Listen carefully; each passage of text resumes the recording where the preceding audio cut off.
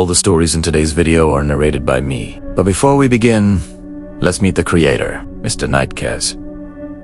You spend a little time with your coworker, and now you are saying you know your coworker. No, you don't. Let's see why together. I had $12 in my bank account. My rent was 5 days late, and my landlord had taped a final notice to my door that morning. I was 23. The interest on my degree was growing faster than I could pay it off, and I was stuck working a temp job. I spent my lunch break sitting in my car, not eating, just calculating how many miles I could drive before I ran out of gas. That's how it started. I was in the office kitchen staring at a vending machine I couldn't afford to use, wiping my eyes with the back of my hand. A man in a gray suit walked in. I knew he was upper management, someone important, but I didn't know his name yet. He saw me crying.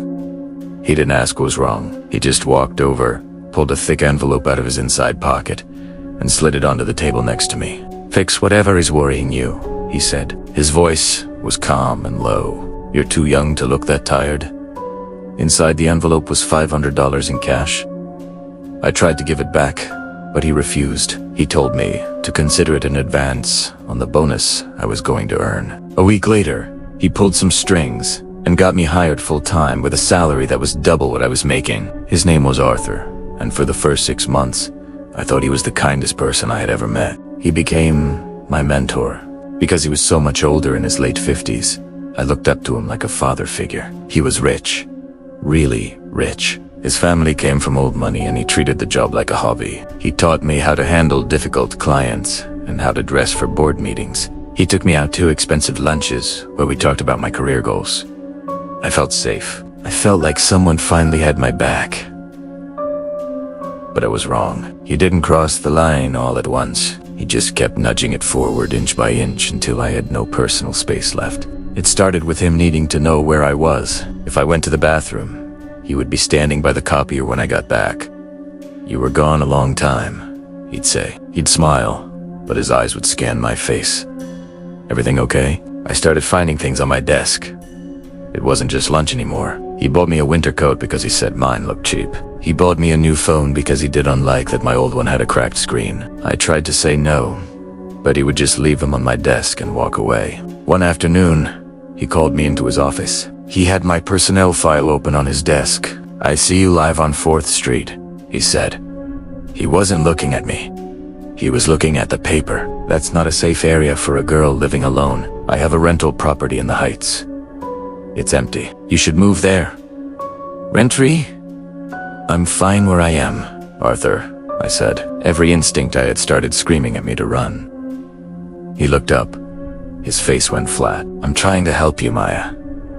You shouldn't be ungrateful." That was the first time I felt scared of him. I started pulling away. I stopped going to lunch with him. I kept my office door closed. But that just made him try harder. He started waiting for me in the parking lot every single day. He'd stand by my car, leaning against the driver's door, so I couldn't get in without touching him. "Why are you avoiding me?" he asked one evening. The parking garage was empty. "I'm just busy with work," I said, gripping my keys. "I made you," he said. He stepped closer. "You were nothing before I helped you. You owe me." I went to HR the next day. I told them everything. I told them about the money, the gifts, the way he waited for me. The HR director looked uncomfortable. She told me that Arthur was a pillar of the company and that his family practically built the building we were sitting in. She said I was probably misinterpreting his kindness because of the age gap. "He's just lonely," she said. "Don't make a scene. It won't end well for you." So, I quit. I didn't have a backup plan. I just couldn't breathe in that building anymore. I packed my things and left that afternoon. I blocked his number. I thought that would be the end of it. 2 weeks later, I was washing dishes in my kitchen when I saw a flash of silver outside. I looked out the window. Arthur's luxury sedan was parked directly in front of my house. He wasn't doing anything. He was just sitting there. I called the police. They came, talked to him, and then came to my door. The officer looked annoyed. He says he's just resting. "Ma'am, he's not on your property. He's on the public street. We can't arrest a guy for sitting in his car. He's stalking me."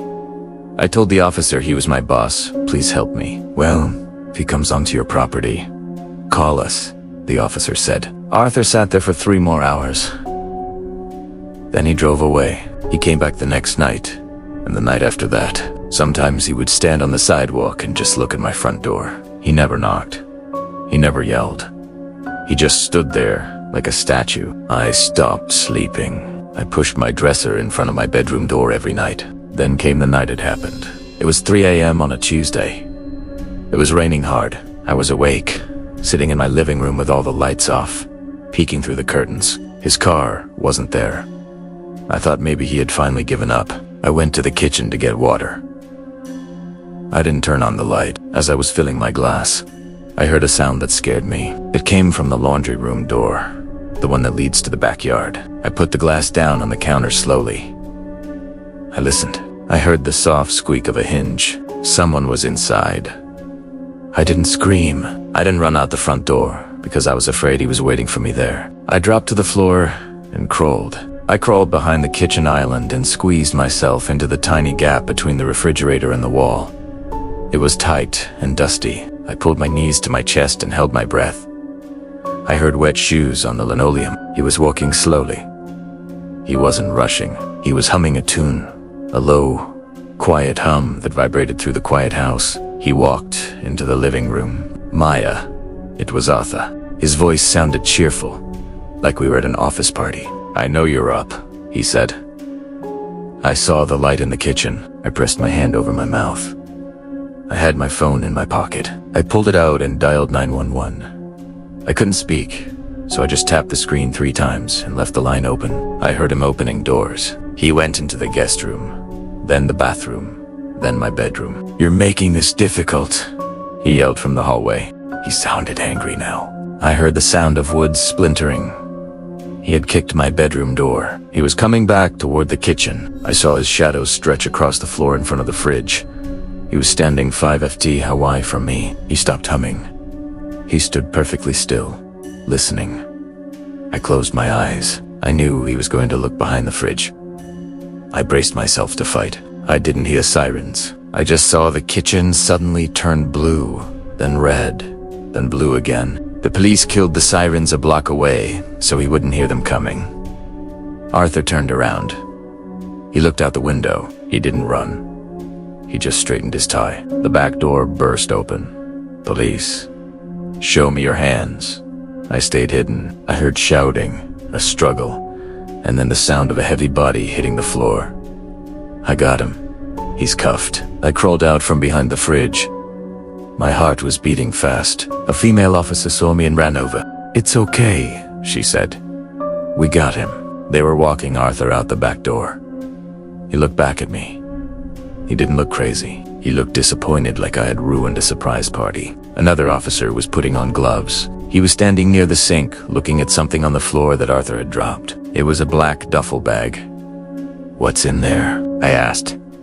My voice sounded like it belonged to someone else. The officer unzipped the bag just a few inches. He shone his flashlight inside. He froze. He shook his head. Don't look at it, he told me. What is it? I stepped forward. Is it a gun? No, the officer said. He turned the bag so I couldn't see, but he wasn't fast enough. I saw a coil of heavy rope, a roll of duct tape, and a box of clear industrial trash bags. He hadn't come to talk. He had come to clean up. Arthur went to prison for burglary and stalking, but his family's lawyers got him a lighter. I never thought my dream job at Starbucks would turn into a complete nightmare. It all started with a coworker I'll call Maggie. Now, Maggie wasn't just any barista. She was the store manager's pet. And because of that, she thought the rules didn't apply to her. I was a shift supervisor, so it was my job to make sure everything ran smoothly. But with Maggie on my shift, smooth was the last thing it ever was. She'd show up late, sometimes by a full hour, with no explanation and 0 consequences. She'd disappear for long stretches, leaving us slammed during peak hours. When she was on the floor, she'd ignore customers waiting at the register to finish a personal call. My other baristas were getting frustrated. They were picking up his slack, working twice as hard, and their morale was hitting rock bottom. It wasn't fair to them, and it wasn't fair to our customers. So, I did what any supervisor would do. I started documenting everything. The late arrivals, the unapproved breaks, the customer complaints. I'd have quiet, professional conversations with her, trying to understand what was going on and reminding her of the standards we all had to meet. Each time, she'd just roll her eyes and say, "I'll talk to Sarah about it." Sarah was our store manager, and after every conversation I had with Maggie, I was the one who got a talking to from Sarah, telling me to be more of a team player and to stop picking on Maggie. The situation escalated. One afternoon, we were swamped. A huge line, mobile orders flooding in. I asked Maggie, who was chatting on her phone behind the counter, to please help unbar. She looked at me, sighed dramatically, and said, "In a minute." 10 minutes later, she was still on her phone. I was furious, but I kept my cool. I pulled her aside and told her that her behavior was unacceptable. This time, she didn't just brush me off. She started yelling. Right there, in the back room, she screamed that I was harassing her, that I had it out for her from day one. I was stunned. I told her we could discuss this calmly, but she just stormed out, grabbed her things, and left in the middle of her shift. We were left completely short-staffed during the busiest time of day. The next day, I was called into the office with Sarah and our district manager, David. I brought my folder of documentation, ready to finally show them the pattern of behavior I'd been dealing with for months. I thought, finally, they'll see the truth. But they weren't interested. David didn't even glance at my notes. He said Maggie had filed a formal harassment complaint against me. He told me she felt targeted and unsafe at work because of me. I couldn't believe what I was hearing. I tried to explain my side, to show them the proof of her misconduct, the dates, the times, the specific incidents. They just cut me off. Sarah sat there, looking smug, and said, "Maggie is a valuable member of our team. We've never had a problem with her." David then said something that made my blood run cold. He said, "Based on this complaint and your inability to foster a positive team environment, we've decided to terminate your employment, effective immediately." I was fired. Fired for doing my job. Fired for trying to hold an employee accountable. I packed my locker in a daze, walked past my team who looked on in shock, and left the store I had poured my heart into for the last time. The injustice of it all was overwhelming. I had followed every rule, every protocol. I had documented everything meticulously. But in the end, none of it mattered. It was my word against the manager's favorite, and I never stood a chance. The whole experience taught me a harsh lesson about workplace politics and how sometimes the truth isn't enough. It showed me how a toxic environment, protected by management, can crush even the most dedicated employees. After I was fired, I heard from some of my old coworkers. They told me that after I left, things got even worse. Maggie's behavior became more blatant, and with me gone, no one dared to say a word. Several of my best baristas ended up quitting within a few months. The store's performance plummeted, and eventually, both Sarah and David were transferred to other locations. It was a small, bitter vindication, but it didn't change what happened to me. Losing that job was devastating at the time, but it pushed me in a new direction. It forced me to reevaluate what I wanted from a career and, more importantly, what kind of work environment I was willing to be a part of. It's a tough world out there, and sometimes you can do everything right and still lose. But the important thing is to not let it break you. If you're in a similar situation, know your worth, document everything, but also know when to walk away for your own mental health. A job should build you up, not tear you down. Thanks for listening to my story. If you've been through something like this, share your experience in the comments, and don't forget to subscribe for more stories. Journal. Then Adam, I realized nothing I said was going to matter. They had already decided. Maggie had gotten to them first with tears and lies, and they believed every single word. I didn't argue. I didn't yell.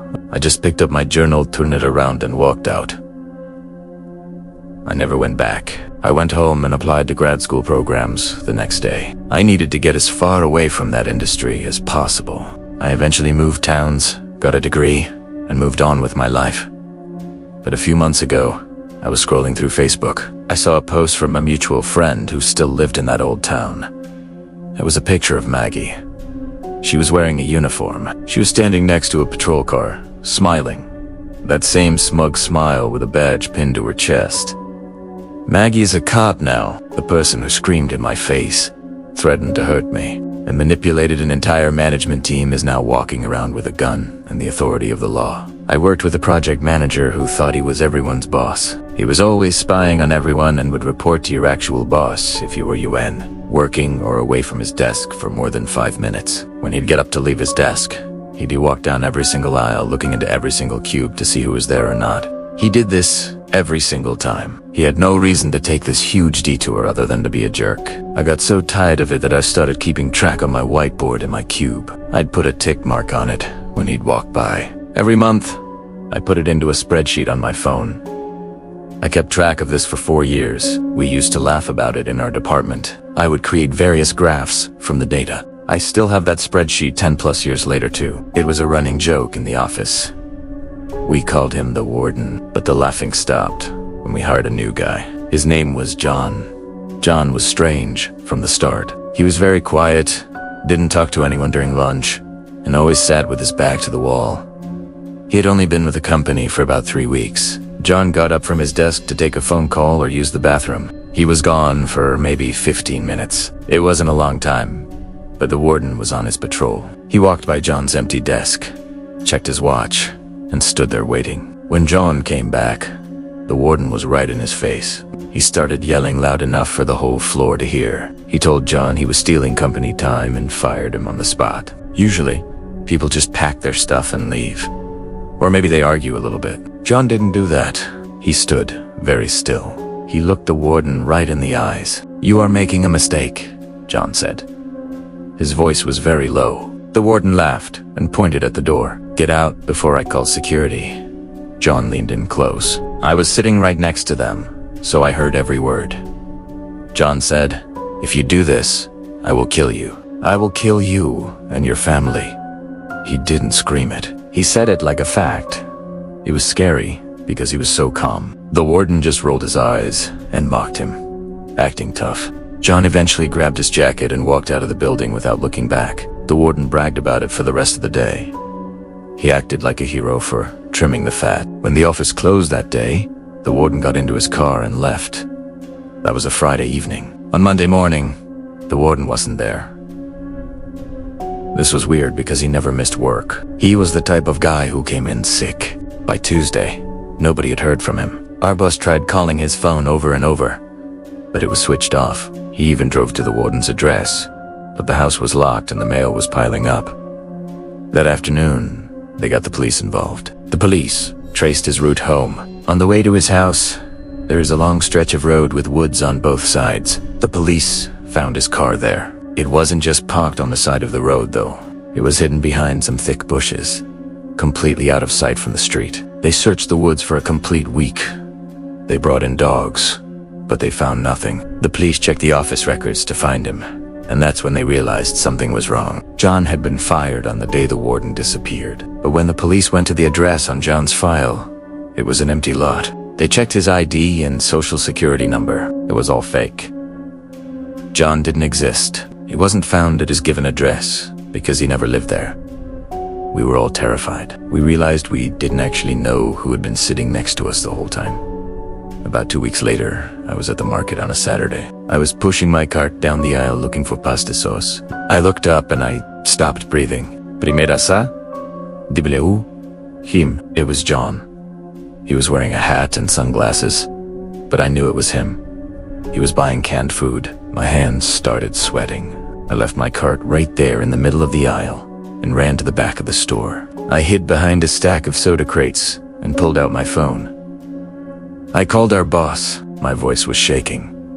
I told him, "I see him. I see the guy who threatened the warden. He's at the supermarket on 5th Street." Our boss called the police immediately. I stayed hidden until I saw the blue lights flashing outside. The police were outside the store. They found John near the checkout line. He tried to run, but they tackled him and arrested him right there. After questioning him, the police finally got the truth. It was more disturbing than we imagined. On that Friday night, the warden was driving home. He was on that lonely stretch of road where there are no streetlights. He saw a tree trunk blocking his lane. It wasn't a stormy night. There was no wind. The tree had been placed there on purpose. When he stopped, he realized his tires were flat. He had driven over spikes. He got out of his car to check the damage. That's when he saw John. John stepped out of the darkness holding a gun. He forced the warden into the back seat. He drove the car off the road and hid it behind the bushes so no one would see it from the street. Then John took him deep into the forest. He took him to a small cave that you could unsee unless you were standing right in front of it. John had a friend with him. They kept the warden tied up in that cave for 2 weeks. The only reason the warden was still alive was because of an argument. John wanted revenge. He wanted to kill the warden for firing him and disrespecting him. But his friend wanted money. The friend wanted to call the warden's family and demand a ransom. They spent days arguing about it. John was planning to kill him that weekend because he was tired of waiting. Because I saw John at the market. The police were able to get the location of the cave. They raided the forest and found the warden. He was in bad shape, dehydrated, and terrified. But he was alive. They arrested the friend at the site. The warden never came back to work. I heard he moved away and doesn't work in management anymore. Another night. Another set of reasons to keep your doors locked. If you enjoy these stories, hit that subscribe button and join the circle. I'll see you in the next one if you are still awake.